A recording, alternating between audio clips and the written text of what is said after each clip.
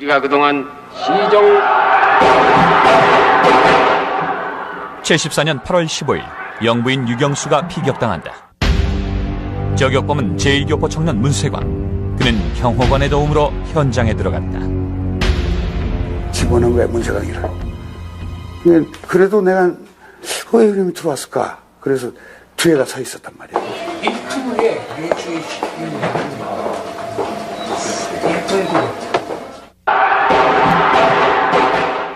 오사카 영사관의 1등급 요주의 인물. 그는 과연 유경수를 쏘았을까? 사랑한다. 육묘사 자격을 여지가 없습니다. 사건의 열쇠인 탄환. 그러나 대통령 경호실장이 찾았다는 유경수의 탄환은 수사 결과에서 사라지고 말았다. 그 시간에 언제 이런 걸 알아가지고 발표를 해? 에? 이게 중요해서 나온 거야. 사건 당일 중정은 문세광의 모든 것을 알고 있었다. 10시 반이나 10시 40분이나 이 정도 됐다고 생각이 되는데, 사건이 터지기 무섭게 호텔로 들이닥친 중정 요원. 중정은 언제부터 문세광을 지켜보고 있었을까? 말을 만든 거 아니지 우리는. 응?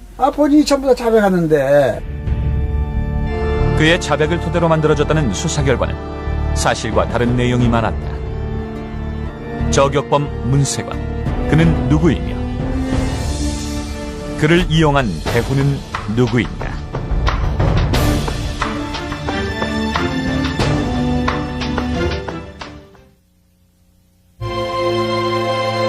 사건 발생 나흘 후인 8월 19일 영부인 유경수의 국민장이 치러졌다.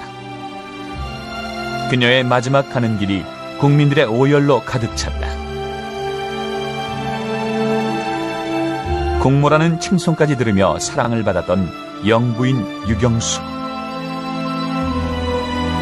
참 좋았습니다. 얌전하고 겸손하고 이게 대통령 부인이라 보다도 참 아주 온유하고 겸손한 좋은 부인이었어요. 그로부터 4달 후인 12월 20일 저격범 문세광에 대한 사형이 집행됐다. 유경수와 문세광. 사건은 그것으로 끝난 것일까?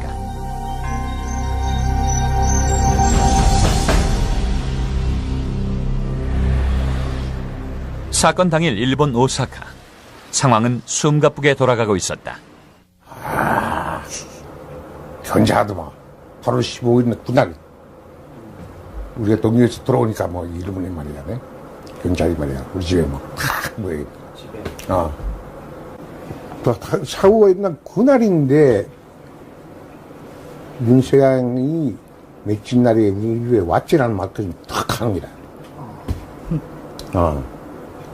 왜 한국에 가기 전에 5일 그 6일인가 여기 이 자리에 왔지라는 말 묻느냐? 왔다고 말이에요. 왜 하니까 민소문으로 왔는 거 아니지? 이러더라. 문세광과 반박정희 활동을 함께 해온 한국청년동맹 일명 한청 동료들. 일본 공안은 문세광이 이들을 찾아온 날짜며 내용을 훤히 알고 있었다. 何か持ってきたでしょ何か持ってきたでしょもうペガナさわーって何って言ったらお前何もらった何もらったって食べたでしょメロン우리 집에 아이도 안 좋아합니다. 그뿐이 아니지 라는 말을 합니다요. 다른 것도 가져왔지 이런 말. 8월 15일 날 선생님한테 물어본 거 아니에요? 그렇죠. 그래서 다르게 뭐 있었던가 해서 이러이러 생각하고 내가 만약에 다른 게 뭐 있었네 하는 게 구리마 티를 받아놓은 게 있단 말이야. 그 구리마 우리 집 앞에 그거에 있을 기다고 말이야. 한국으로 출국하기 전 문세광은 이들에게 자신이 사용하던 자동차를 건넨다. 한청 활동에서라며 준 것인데 그 승용차의 트렁크에서 의외의 물건이 발견된다. 그 트렁크 안에서 말이야네. 그 고즈 경찰서로 그렇게 했는데 그때서는 도라이 바닥가네 그런 게 다 약간 녹들었다 하게다네.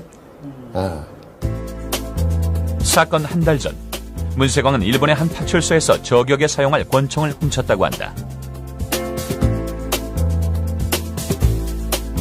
그런데 동료들에게 넘긴 차 안에서 당시 파출소 문을 따고 들어갈 때 사용했던 공구들이 발견된 것이다.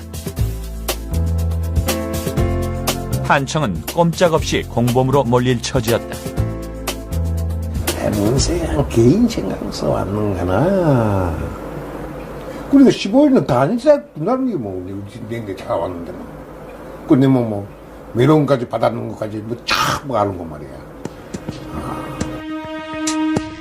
그는 왜 범행의 증거를 동료들에게 떠넘긴 것일까? 수사 발표에는 문세광이 위장 입원해 저격 연습을 했다는 병원이 등장한다. 동경에 위치한 아카후도 병원. 총 쏘는 연습도 많이 했다는 걸 그건 분명히 자백했습니다. 방아쇠를 당기는 연습을 후측 많이 했다고 그런 얘기를 합디다. 권총 훈련을 했다 그런 이 소문들이 나왔는데 그런 날짜가 나와서 그 현장을 가보십시오. 내가 알려합니다. 그 병원 안내를. 병원은 주택가 한가운데 있었다. 이거 18호실. 여기 있어. 문세광이 있었다는 2층 18호실엔 침대가 9개. 예. 당신은 침상의 대부분이 차 있는 상태였다고 한다.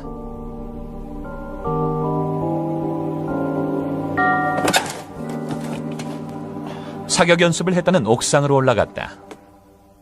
사방이 훤히 트인 옥상. 예. 그런데 이런 데서 훈련할 수 있는가요?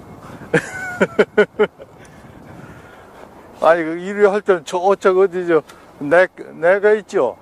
알아가. 그런 데 가면은 모르지만, 이런 데서 어떻게 할 수 없잖아요. 다 보이는데, 주변에서. 문세광은 대체 이곳에서 무엇을 한 것일까? 현금으로서, 일본 사람으로, 가와가미 이유지라고 해서, 일본 사람으로서 이름에서 입원했으니까. 아, 자기가 한국 사람을 밝힌 것도 아니고. 밝힌 것도 아니고. 그러니까, 실은 이 8월 15일 날 한국에서 그런 사건이 일어났죠. 예. 일어난 적에도 우리는, 그런 사건이 있구나 했죠.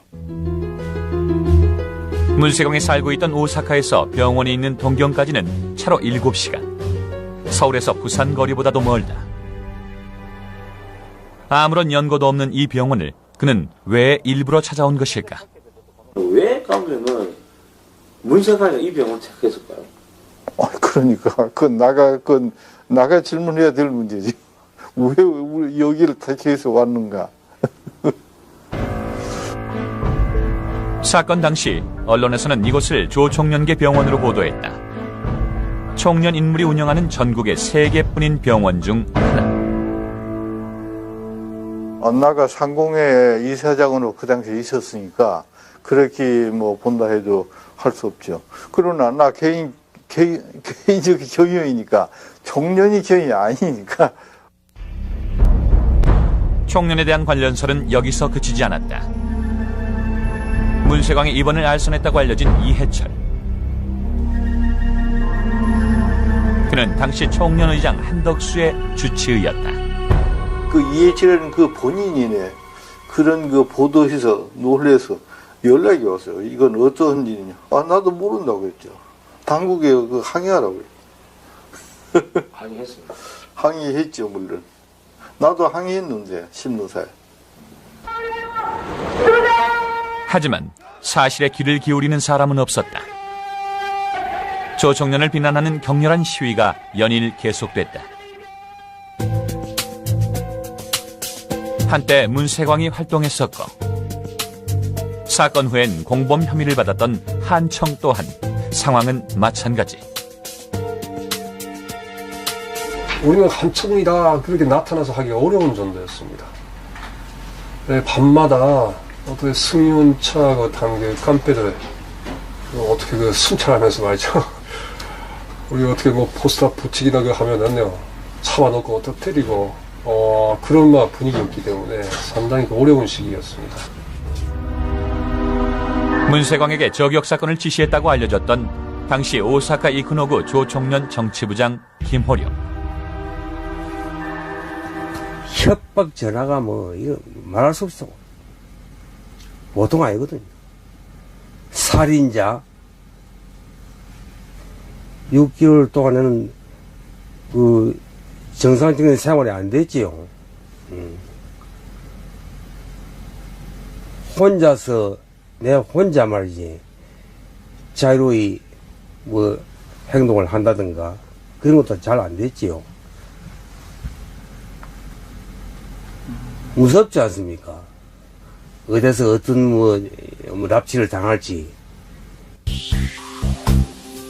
문세광은 반박정희 운동을 하던 두 단체에 치명타를 남긴 셈인데 그에 대한 재판이 진행 중이던 74년 가을 한 통의 편지가 공개된다. 이런 거를 이 통일일보이죠. 그 게시에 모략 신문이에요, 이거. 모략. 또 게시에 돈 받고 그때 군사 정권에 대해서 아부해서 그에 달아가는 취재를 하고 있는 기자들. 이것을 근거로 오늘 왔어? 네. 확인을 해보려고. 확인을. 선생님이 그때 편지를 받으셨는지 안 받으셨는지? 안 받았어요. 안 받았어요. 중정 관련 설이 끊이지 않던 민단계 신문 통일일보. 여기에 실린 문세광의 편지는 그 내용이 놀라웠다. 얼마 전 오사카에서 납치당한 김대중을 구출하기 위해 영사를 인질로 잡고 오사카 영사관을 점거하자는 내용. 이 위험천만한 편지의 수신인은 당시 한청본부 부의장 김군부. 그와 사건을 공모했다는 것은 한청이 조직 차원에서 테러를 계획했다는 의미. 하지만 김군부는 편지를 받지 못했다. 자기 결혼백으로 갔다가 증명하기 위해서 경찰에 안 가고 어느 호텔에서 조사에 대해서 제가 해하려고 했는 바가 있었어요.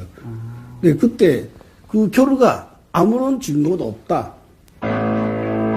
수취인에게도 배달되지 못한 이 편지가 어떻게 공개된 것일까? 같은 부지에 민단중앙본부도 있었고 한전중앙본부 사무실도 있었습니다.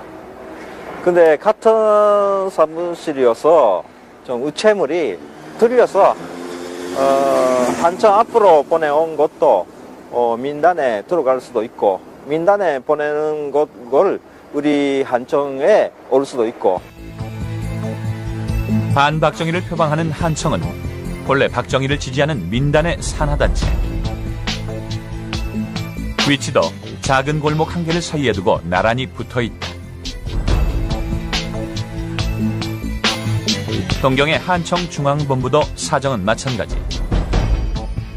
이 빌라 자리에 한청과 민단본부가 같은 주소를 쓰고 있었다. 중앙위원장에게 문의서를 다 빌리네. 거기 중앙본부에 안 가고 한천 중앙에 안 가고 민단본부에서 그걸 입수를 해갖고 거기 연사관으로 보냈더라. 당시 영사관은 기관원 활동의 중심지였다.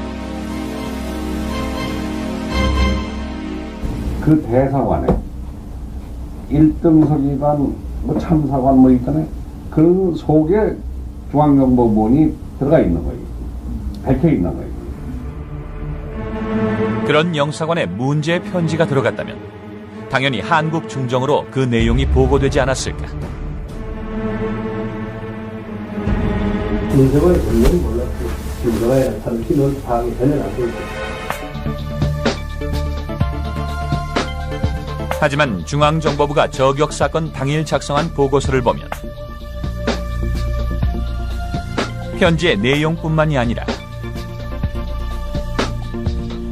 김 군부에게서 회신이 없어 계획이 무산되었다는 사실까지 적혀있다.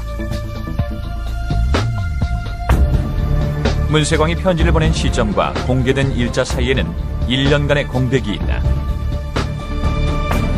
다시 말해 중정은 이 편지의 사실을 알고도 1년간 침묵했다는 것. 그동안 중정에서는 무슨 일이 벌어지고 있었을까?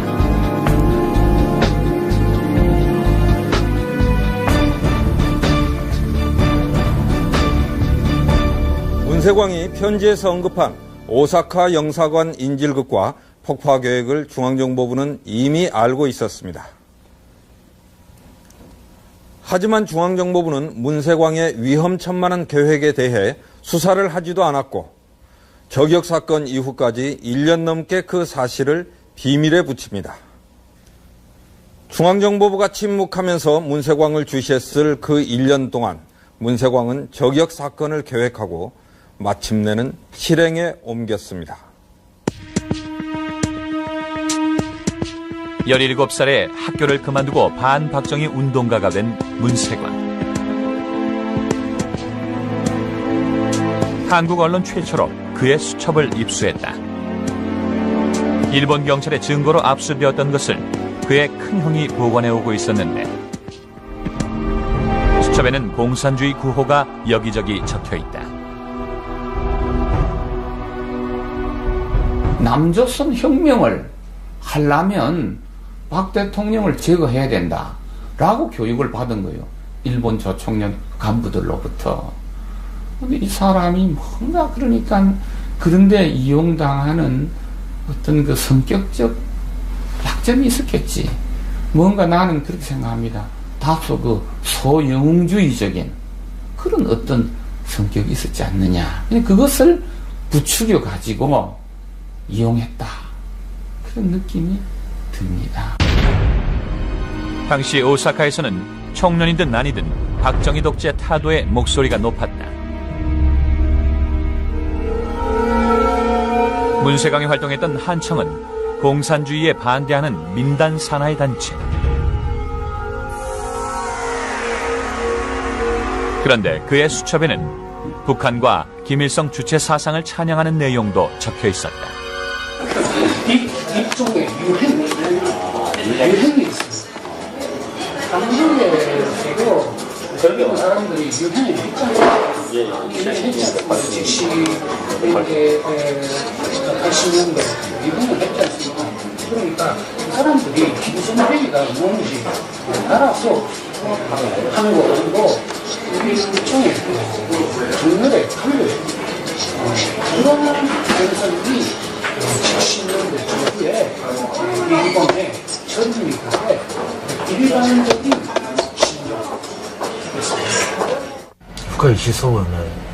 常に感情で動く気分で、韓国に対する気分、思いだけで思想が何もないよ。胸は熱いんだけど思想がなかった。 생각보다 행동이 앞섰던 청년 문세광. 그가 살았던 니시 2번가는 멧돼지 사료촌이라고 불렸던 곳이다. 낡고 작은 집들이 밀집한 가난한 동네. 한국분이 아직 살고 계시는 거예요? 네.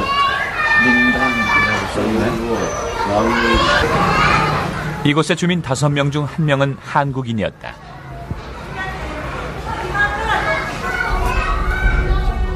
이 좁은 골목 안에 친박정희와 반박정희, 민단과 총련이 뒤섞여 있었다.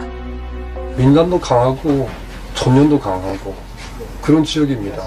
일본에서 가장 큰 민단 지부도 있고 전련 지부도 있는 그 자리이기 때문에 어느 의미에서 전체적으로도 첨예한 대립선이 되는 그런 지역이었습니다.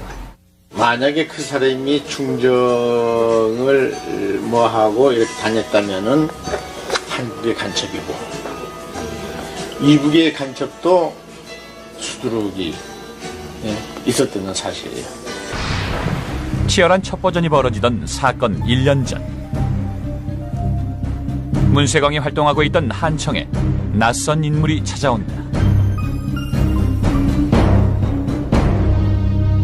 だから趣旨に賛同して何かを伝えていくことあれば手伝わせてくれという形で来られたっていうのを聞いてるわけですね。お金持ってたんでしょうか？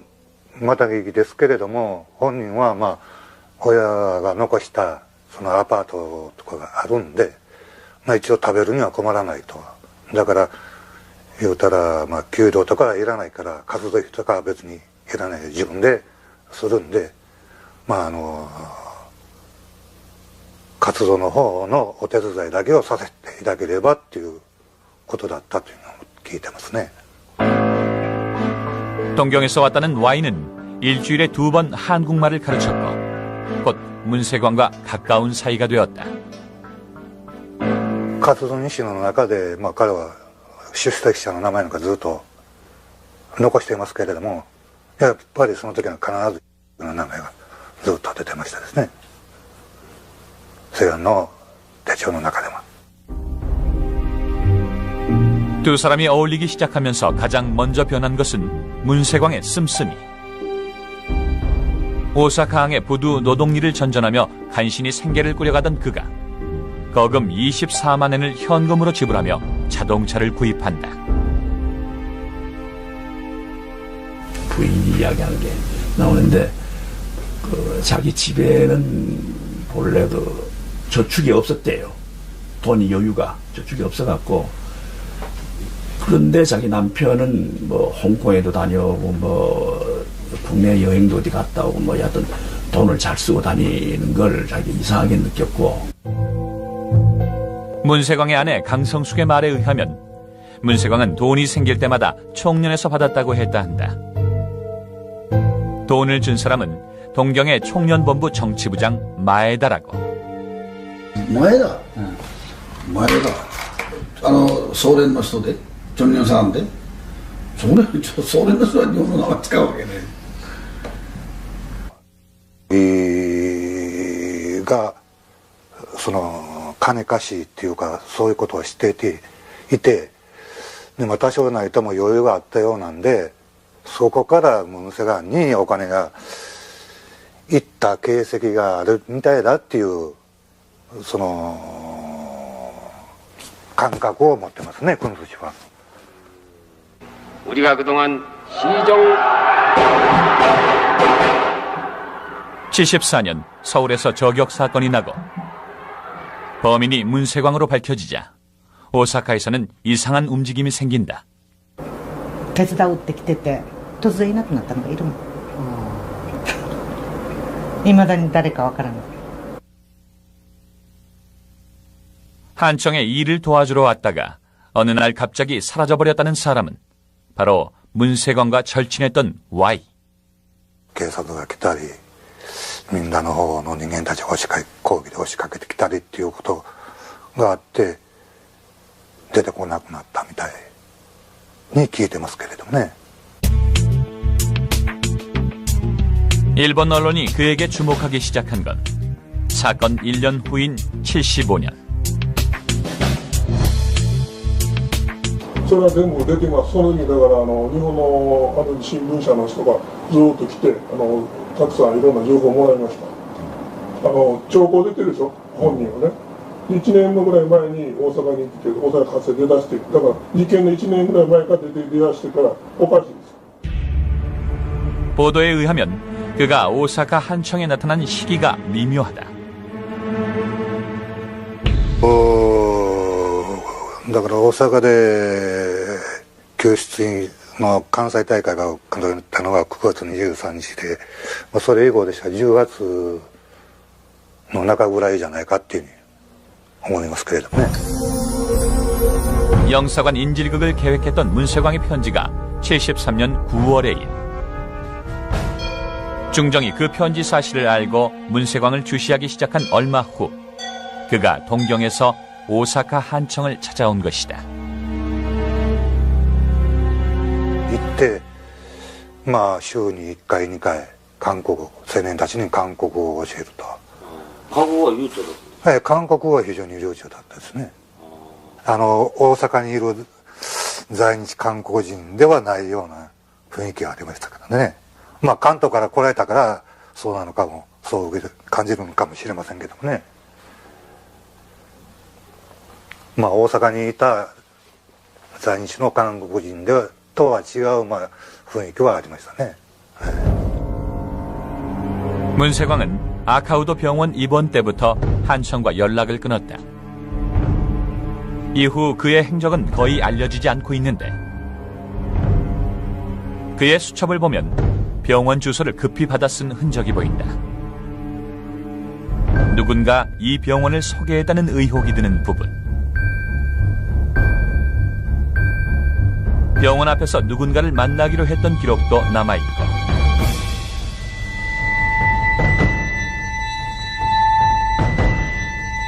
이름을 가와가미 유지로 바꾸라는 메모도 있다. 병원 입원 당시 사용했다는 동경의 주소는 또박또박 받아 적은 듯한데 누구였을까? 문세광은 과연 누구를 만나고 있었던 것일까? 문세광 씨가 아까부터 입원을 하셨지 않습니까? 그때에 문세광 씨하고 몇 분 정도 만났어요? 아니 병원에 병문안 가셨다면서요? 네.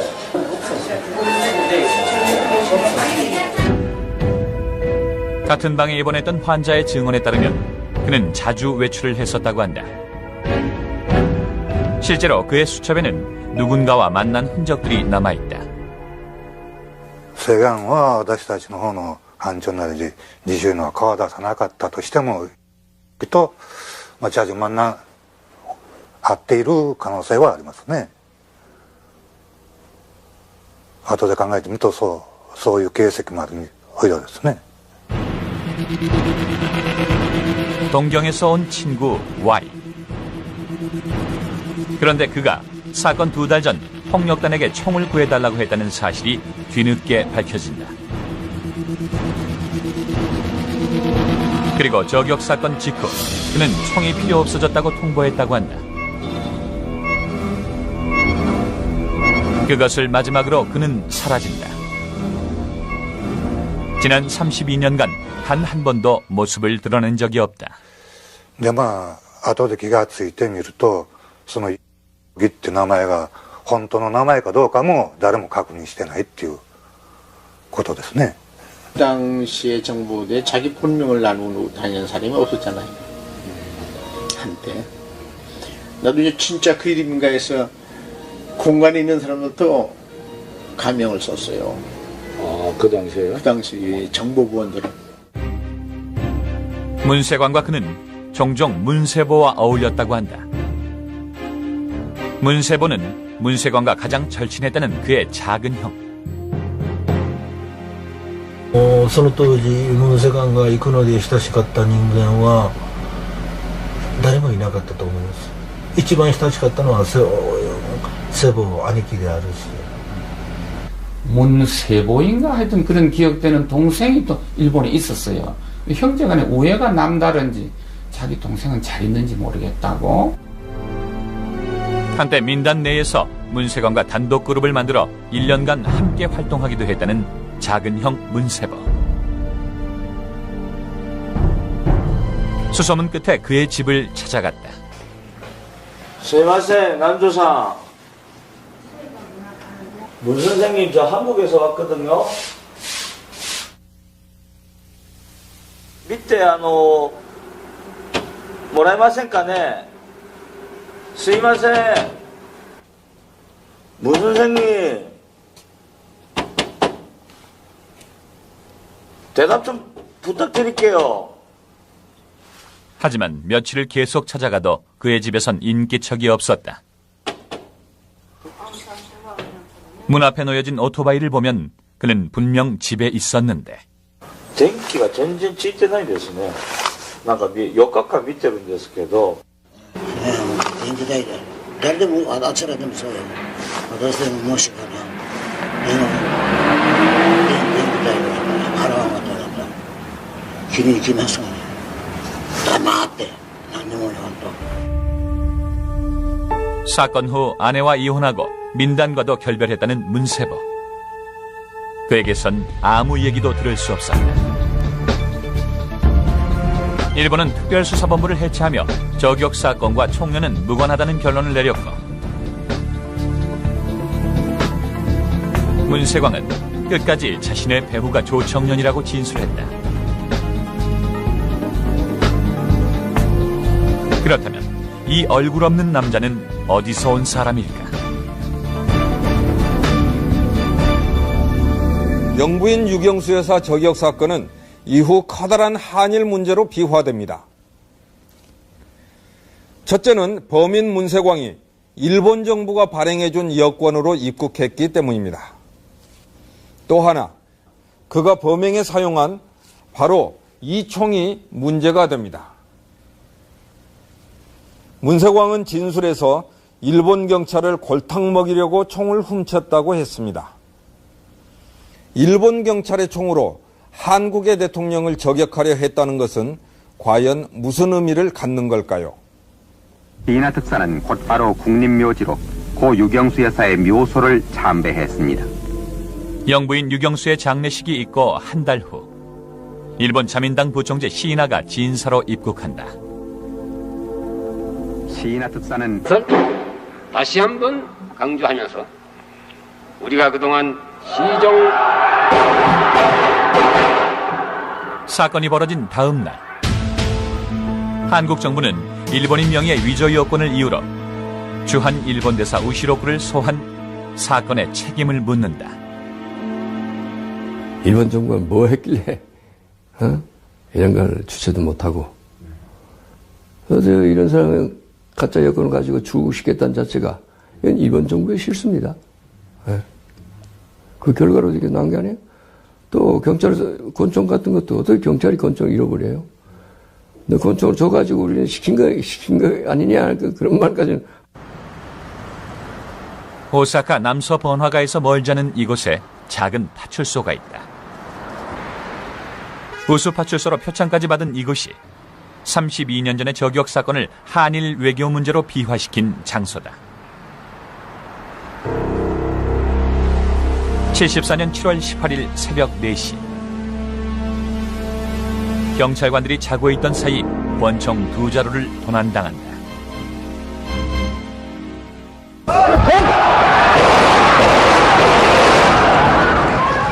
유경수를 겨눈 총이 바로 이 파출소에서 도난당한 것이었는데 일본 경찰의 총에 한국 영부인이 사망하자 사건은 외교 문제로 비화된다.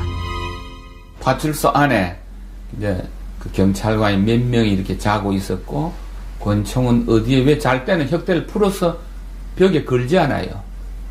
걸어있는 모습. 그리고 이걸 훔쳤다. 이걸 그림 그렸어요.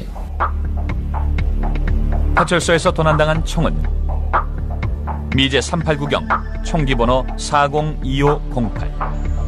사건 초기엔 폭력단원이 용의선상에 올랐다.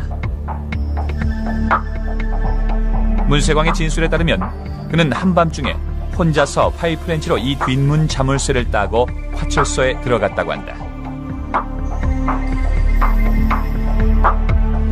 혁명가는 스스로 무기를 조달하여 혁명을 성공시켜야 한다는 김호령의 지시에 따라 총을 훔친 것이라고 하는데 파출소에서 훔쳐라 이런 얘기도 하셨어요? 말이 됩니까, 오늘? 내가 뭐 때문에? 普通はそうするでしょうね。しかし大阪ですから、これはもう日本のヤクザの本拠地のようなもんだ。まあ闇市場で手は入るだろうと。 야쿠자를 통하면 당시 오사카에선 총을 구하는 일이 어렵지 않았다. 그는 왜 굳이 파출소에 총을 훔쳤던 것일까? 그런데 현장에서 발견된 발자국은 문세광의 것이 아니었다. よりもできないです彼はそこまで、なぜかというと太ってるし動きはスローだしどれぐらい太ってたの？今の僕ぐらい太ってたそういう人間がそういうふうにそこまで頭使っての機敏な行動を取れるとは思わない 일이 이렇게 되자 일본 경찰은 한국의 구체적인 상황을 묻기 시작한다. 당시 한일 양국이 주고받은 전문을 보면 일본은 문세광이 파출소에 두고 온 물건들을 한국 정부에 물어오는데 인터폴 전문에는 이 질문에 대한 한국의 회신이 없다. 사실 확인을 위해 일본 경찰은 한국의 문세광의 지문을 의뢰했고 현장의 것과 비교해본다. 그 결과 현장에서 발견된 19개의 지문과 11개의 손바닥 장문 중 문세광의 것과 일치하는 것은 발견되지 않았다.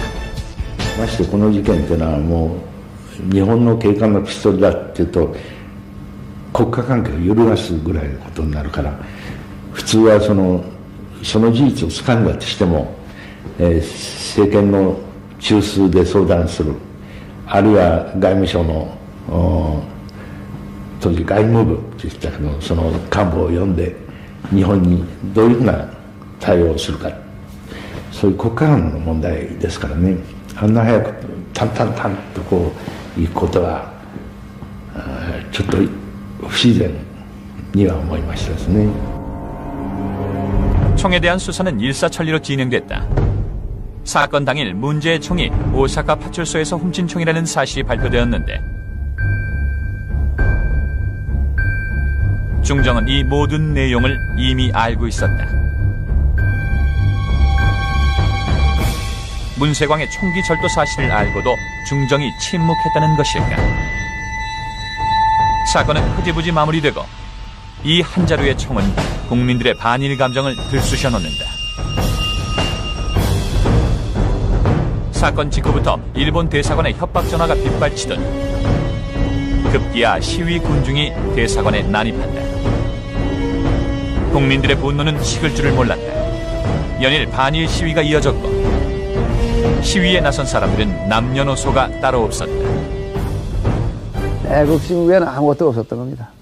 또 그때 그 생활들이 넉넉한 것도 아니고 그렇게 놀고 있는 사람도 아니었습니다. 그러나 다만 내 생활이 먼저냐 국가 안보가 먼저냐. 시위 군중 중에는 손가락을 잘라가며 일본에 대한 분노를 표출한 사람들도 있었다. 한국 정부는 힘을 얻었다. 당시 외교문서를 보면 8월 30일 하오 2시 박 대통령은 우시로쿠 일본 대사에게 사태가 한일 간의 단교까지도 갈 수 있다는 불행한 결과를 경고한다.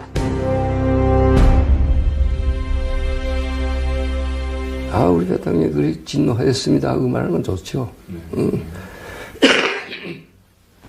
여전 한국 백성들 나도 그건 최대 강력하게 말하는 거지. 가서 이랬다가는 양국관계에 어떤 결과가 올지 모르겠다든가 이렇게 강력히 프레스를 하는 거지. 그럼 상대방에 이게 상상한 겁니다. 친서에 의한 공식 사죄를 요구한 한국은 결국 원하는 것을 얻어냈다. 시이나 자민당 부총재가 다나카의 친서를 들고 사죄를 하러 입국했고 사건은 외교적으로 마무리되었다. 그러니까 조선 소련에 대해서는 態度が生らないということで、韓国政府は日本に要求してたわけですよね。新書の中にはっきり朝鮮総連という言葉を使ってほしいということを要求してたわけです。それで、田中新書の中にはその朝鮮総連というやつは日本政府としてはまだはっきりとその証拠がつかめないからね、その出すわけにはいかんということで出してなかったんですよね。 그래서 문세광 사건을 계기로 해가지고 한국이 일본에 대해서 외교적인 입장이 강해지는 것은 사실이죠. 그러니까 그 이전까지는 한국이 외교적으로 상당히 고립되어 있고 그리고 수세에 몰리고 했다가 문세광 사건이라는 것이 계기가 되면서 일본에 대해서 사죄를 요구하고 그야말로 한일 관계의 극적인 반전. 불과 사건 10달 전인 73년 11월 국무총리 김종필이 시인아와 똑같은 처지에서 일본을 방문한다.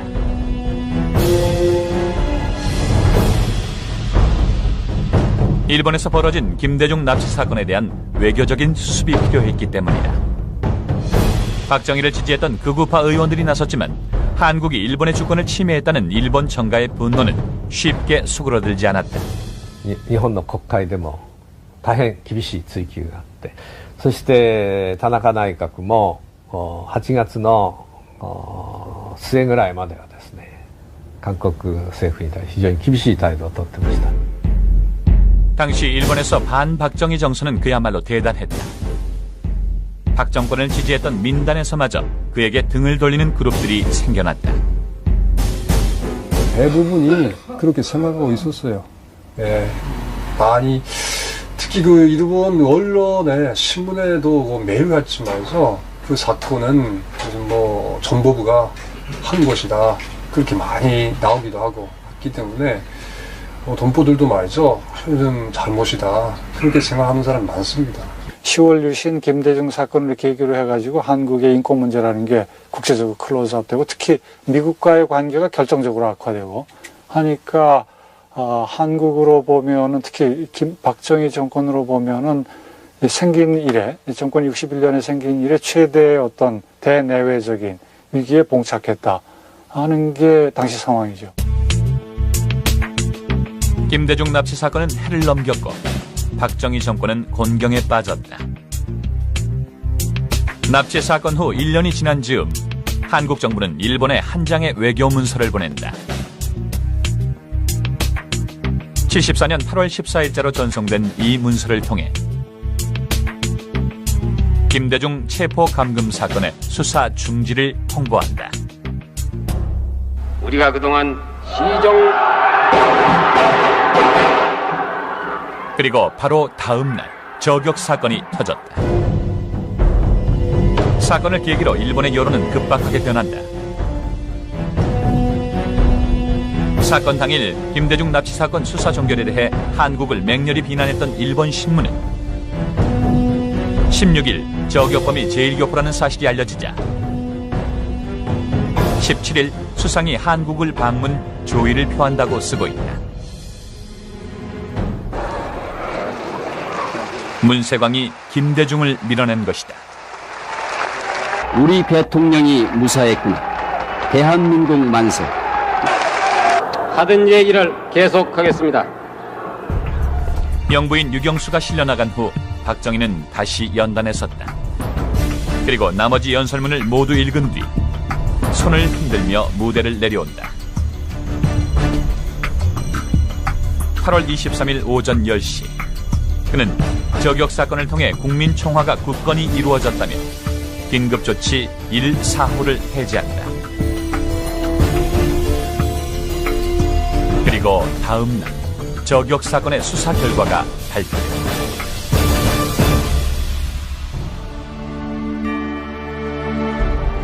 그해 12월 17일 대법원에서 문세광에 대한 사형이 선고된다. 사흘 후 사형이 집행된다는 사실을 모르는 채 23살의 저격범은 웃고 있었다.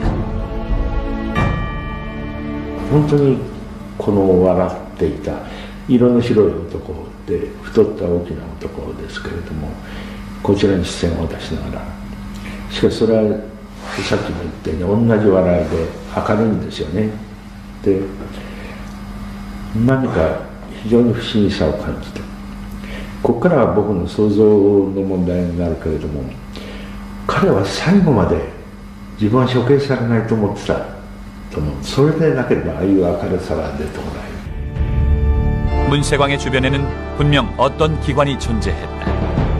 하지만 그를 이용했던 존재는 여전히 밝혀지지 않았고 과연 그가 유경수를 저격했는지 또한 미완의 숙제로 남았다. 유경수와 문세광 사건은 아직도 끝나지 않았다.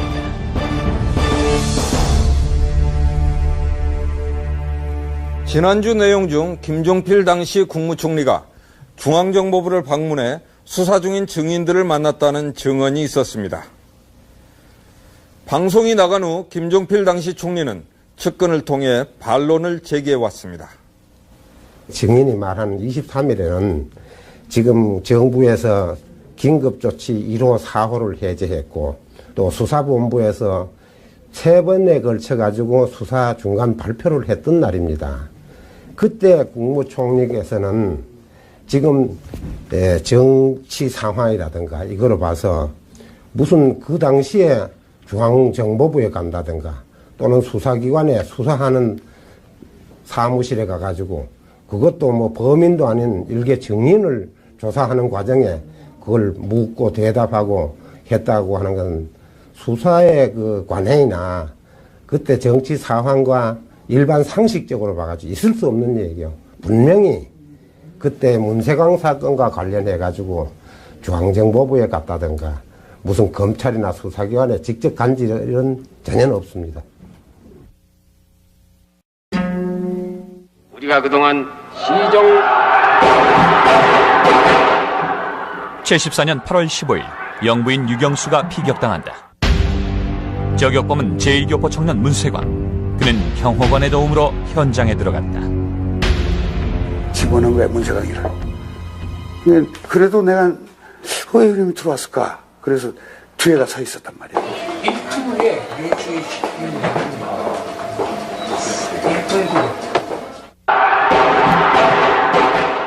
오사카 영사관의 1등급 요주의 인물. 그는 과연 유경수를 쏘았을까? 사랑한다. 육여사 자격을 여지가 없습니다. 사건의 열쇠인 탄환.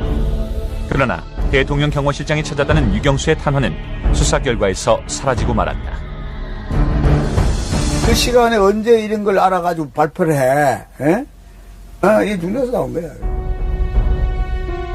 사건 당일 중정은 문세광의 모든 것을 알고 있었다. 10시 반이나 10시 40분이나 이 정도 됐다고 생각이 되는데 사건이 터지기 무섭게 호텔로 들이닥친 중정 요원. 중정은 언제부터 문세광을 지켜보고 있었을까?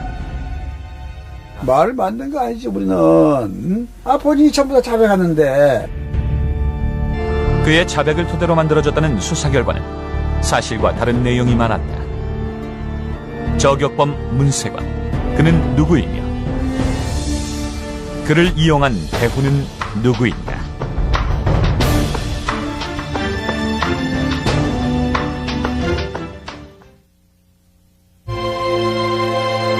사건 발생 나흘 후인 8월 19일 영부인 유경수의 국민장이 치러졌다. 그녀의 마지막 가는 길이 국민들의 오열로 가득 찼다. 국모라는 칭송까지 들으며 사랑을 받았던 영부인 유경수. 참 좋았습니다. 얌전하고 겸손하고 이게 대통령 부인이라 보다도 참 아주 온유하고 겸손한 좋은 부인이었어요. 그로부터 4달 후인 12월 20일 저격범 문세광에 대한 사형이 집행됐다. 유경수와 문세광. 사건은 그것으로 끝난 것일까?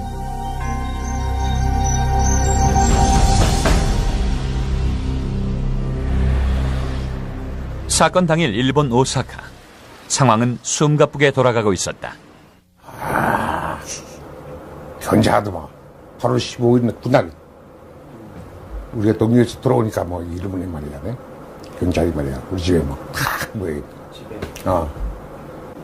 탁 사고가 있는 그날인데 문세광이 며칠 날에 우리 집에 왔지라는 말까지 탁 하는 거야. 병에 올 수도 있고. 반박정희를 표방하는 한청은 본래 박정희를 지지하는 민단의 산하단체. 위치도 작은 골목 한 개를 사이에 두고 나란히 붙어있다. 동경의 한청 중앙본부도 사정은 마찬가지. 이 빌라 자리에 한청과 민단본부가 같은 주소를 쓰고 있었다. 중앙위원장에게 문의서를 다 빌네. 거기 중앙본부에 안 가고 한천 중앙에 안 가고 민단본부에서 그걸 입수를 해갖고 거기 연사관으로 보냈더라. 당시 영사관은 기관원 활동의 중심지였다. 그 대사관에 1등 서기관, 참사관 있잖아요. 그 속에 중앙정보본이 들어가 있는 거예요. 밝혀 있는 거예요. 그런 영사관에 문제의 편지가 들어갔다면 당연히 한국 중정으로 그 내용이 보고되지 않았을까? 문세광이 본인은 몰랐고 문세광이 다른 널 파악이 전혀 안 되고. 하지만 중앙정보부가 저격사건 당일 작성한 보고서를 보면 편지의 내용뿐만이 아니라 김 군부에게서 회신이 없어 계획이 무산되었다는 사실까지 적혀있다. 문세광이 편지를 보낸 시점과 공개된 일자 사이에는 1년간의 공백이 있다. 다시 말해 중정은 이 편지의 사실을 알고도 1년간 침묵했다는 것. 그동안 중정에서는 무슨 일이 벌어지고 있었을까?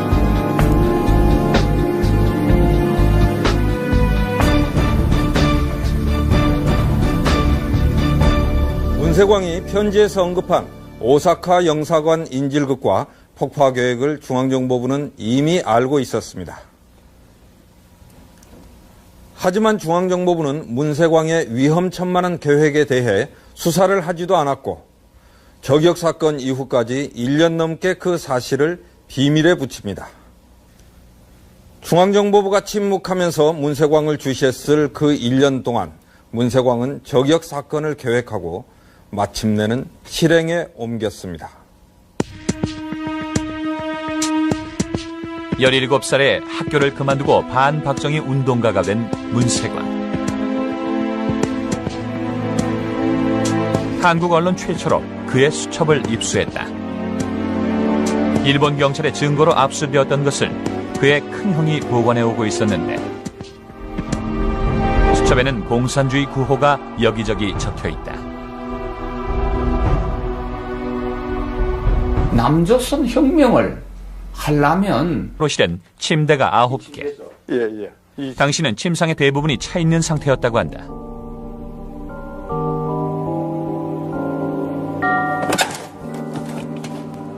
사격 연습을 했다는 옥상으로 올라갔다. 사방이 훤히 트인 옥상. 예. 그런데 이런 데서 훈련할 수 있는가요? 아니, 일을 할 때는 저쪽 어디죠? 내가 있죠? 알아가. 그런 데 가면은 모르지만, 이런 데서 어떻게 할 수 없잖아요. 다 보이는데, 주변에서. 문세광은 대체 이곳에서 무엇을 한 것일까? 현금으로서, 일본 사람으로, 가와가미 이우지라고 해서, 일본 사람으로서 이름에서 입원했으니까. 아, 자기가 한국 사람을 밝힌 것도 아니고. 밝힌 것도 아니고. 그러니까, 실은 이 8월 15일 날 한국에서 그런 사건이 일어났죠. 예. 일어난 쪽에도 우리는 그런 사건이 있구나 했죠. 문세광이 살고 있던 오사카에서 병원이 있는 동경까지는 차로 7시간. 서울에서 부산 거리보다도 멀다. 아무런 연고도 없는 이 병원을 그는 왜 일부러 찾아온 것일까? 왜 가면은 문세광이 이 병원을 택했을까요? 그러니까 나가 질문해야 될 문제지. 왜 우리 여기를 택해서 왔는가? 사건 당시 언론에서는 이곳을 조총련계 병원으로 보도했다. 총련 인물이 운영하는 전국의 3개뿐인 병원 중 하나. 나가 상공회 이사장으로 그 당시에 있었으니까 그렇게 본다 해도 할 수 없죠. 그러나 나 개인적 경영이니까 총련이 경영이 아니니까. 총련에 대한 관련설은 여기서 그치지 않았다. 문세광의 입원을 알선했다고 알려진 이해철. 그는 당시 총련 의장 한덕수의 주치의였다. 그 이해철은 그 본인이네. 그런 보도에서 놀래서 연락이 왔어요. 이건 어떤 일이냐. 나도 모른다고 했죠. 당국에 항의하라고 했죠. 항의했습니다. 항의했죠, 물론. 나도 항의했는데, 신문사에. 하지만 사실에 귀를 기울이는 사람은 없었다. 조총련을 비난하는 격렬한 시위가 연일 계속됐다. 한때 문세광이 활동했었고 사건 후엔 공범 혐의를 받았던 한청 또한 상황은 마찬가지. 우리는 한청이다 그렇게 나타나서 하기 어려운 정도였습니다.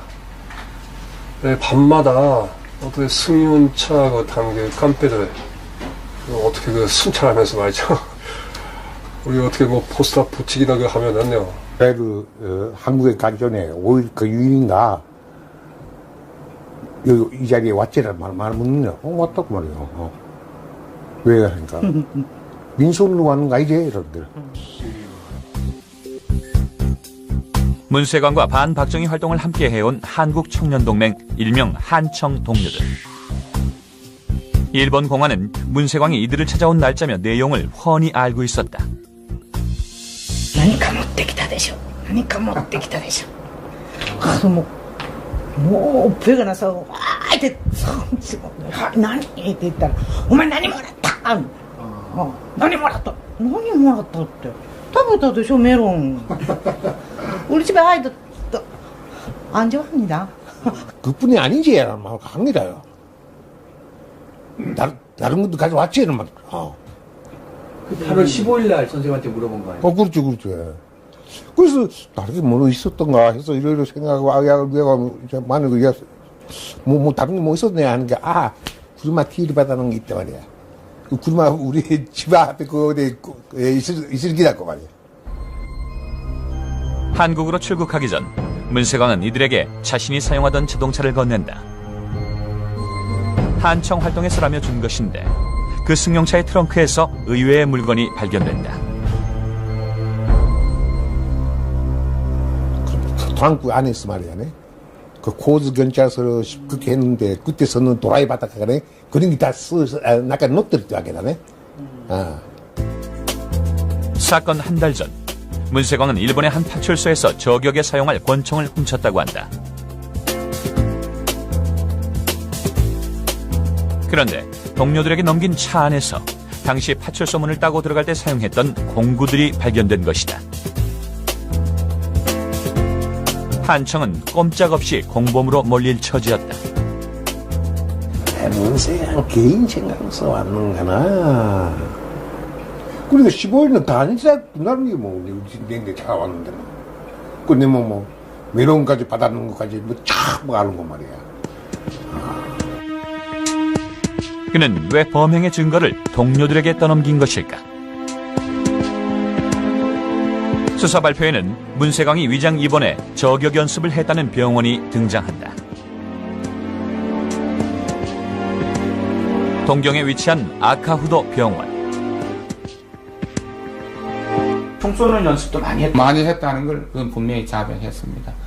방아쇠를 당기는 연습은 무척 많이 했다고 그런 얘기를 합디다. 권총 훈련을 했다 그런 이 소문들이 나왔는데 그런 날짜가 나와서 그 현장을 가보십시오. 내가 알려합니다. 그 병원 안내를. 병원은 주택가 한가운데 있었다. 이거 18호 여기 있어. 문세광이 있었다는 2층 18호. 잡아놓고 터뜨리고 그런 분위기였기 때문에 상당히 어려운 시기였습니다. 문세광에게 저격 사건을 지시했다고 알려졌던 당시 오사카 이쿠노구 조총련 정치부장 김호령. 협박 전화가 이거 말할 수 없어. 보통 아니거든요. 살인자 6개월 동안에는 정상적인 생활이 안 됐지요. 혼자서 내 혼자 말이지 자유로이 행동을 한다든가 그런 것도 잘 안 됐지요. 무섭지 않습니까? 어디서 어떤 납치를 당할지. 문세광은 반박정희 운동을 하던 두 단체에 치명타를 남긴 셈인데 그에 대한 재판이 진행 중이던 74년 가을 한 통의 편지가 공개된다. 이런 거를 이 통일을 보이죠. 그 게시의 모략 신문이에요. 이거 모략. 또 게시에 돈 받고 그때 군사 정권에 대해서 아부해서 그에 타가는 취재를 하고 있는 기자들. 이것을 근거로 오늘 왔어? 네. 확인을 해보려고. 확인을. 받았어요. 선생님이 그때 편지를 받으셨는지 안 받으셨는지. 안 받았어요. 안 받았어요. 중정 관련 설이 끊이지 않던 민단계 신문 통일일보. 여기에 실린 문세광의 편지는 그 내용이 놀라웠다. 얼마 전 오사카에서 납치당한 김대중을 구출하기 위해 영사를 인질로 잡고 오사카 영사관을 점거하자는 내용. 이 위험천만한 편지의 수신인은 당시 한청본부 부의장 김군부. 그와 사건을 공모했다는 것은 한청이 조직 차원에서 테러를 계획했다는 의미. 하지만 김군부는 편지를 받지 못했다. 자기 결혼백을 갖다가 증명하기 위해서 경찰에 안 가고 어느 호텔에서 조사에 대해서 제가 하려고 했는 바가 있었어요. 근데 그때 그 결과가 아무런 증거도 없다. 수취인에게도 배달되지 못한 이 편지가 어떻게 공개된 것일까? 같은 부지에 민단중앙본부도 있었고 한전중앙본부 사무실도 있었습니다.